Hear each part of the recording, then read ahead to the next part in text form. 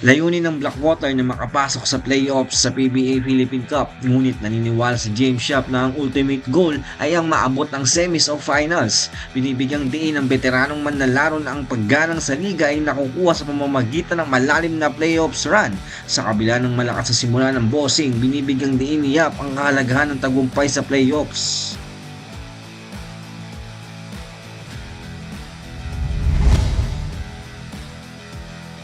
Sa opening night ng PBA Philippine Cup, ang flawless na performance ni Ray ng Batak mula sa free throw line ang nagtulak sa Blackwater sa panalo laban sa Meralco, habang ang Rain or Shine ay nabigo sa kanilang debut kontra TNT na sinalanta ng mga missed free throws. Sa paghahanap ng pagtubos, ang parehong mga kupunan ay naghahanda para sa isang mahalagang showdown sa kanilang paghaharap para sa isang turnaround na panalo. I-comment mo ang iyong mga saloobin at i-follow ang Sports Plus PH para always updated ka.